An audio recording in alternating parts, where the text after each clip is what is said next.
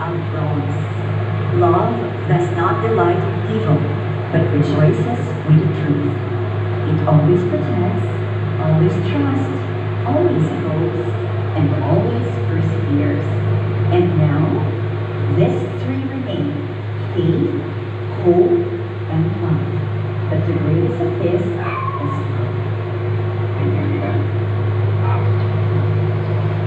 Pumayag ka makinig sa salita. Nagpapasalamat ako sa nasa itaas dahil hindi niya ako binigo. Nagdasal ako ng kapayapaan at yun ang binigay niya sa pagkatao ng mahal.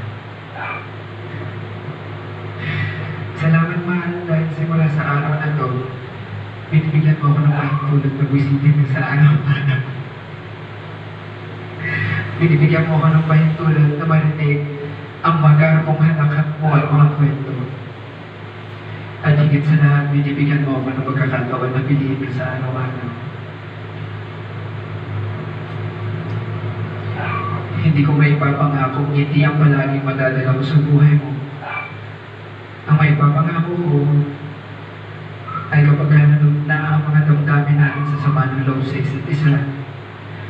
Kapag may mga araw na hindi na pantay ang pagmamahal natin dalawa, hindi ko pa rin makakalimutan na mahalin ang pagkatao mo, pahalagahan ang pagkakababae mo, at ingatan ang puso mo.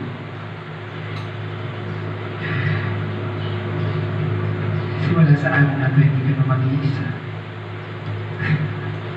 Palagi ka na may kasangga. Nandito lang ako palagi sa likod mo, sa harapan mo, at bibigyan ka ng kumpiyansa. Isa ka Carlo, mahal. Before kita na-meet, I was just enjoying my life, my career, and my friends. In a way, I kind of let go of the idea or concept na I'll be in a relationship or more so being married. But I'll also admit na sa akin kasi effective ang manifestation. So, nagsulat ako ng to my dear future husband. A year after, we had an opportunity to work together and doon kita mas nakilala. At that time, akala ko nakilala na kita ng Soldier's Heart. Nakita ko nun yung character na responsible ka kasi hindi ka namin nakasama. Kuyang-kuya ka sa lahat. At lagi ka lang naglalaba or nag-workout.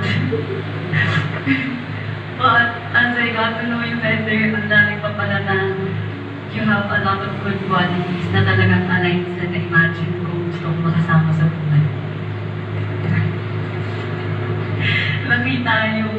Nakita mo yung goals mo, aligned sa goals ko, and yung pagiging family-oriented mo, kung paano mo kami alagaan, and kung paano ka ka-selfless when it comes to your loved ones.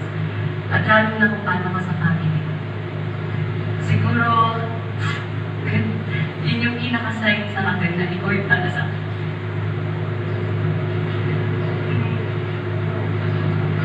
Announce Carlo Jose Liwanag Aquino and April Rose Tizon Matienzo, husband and wife, in the name of the Father, and of the Son, and the Holy Spirit. Amen. Palakpakan muna.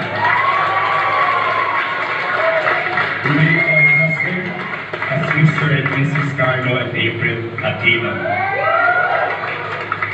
And so remember, that as God is put together, that no man put asunder. Carlo, finally you can kiss the bride.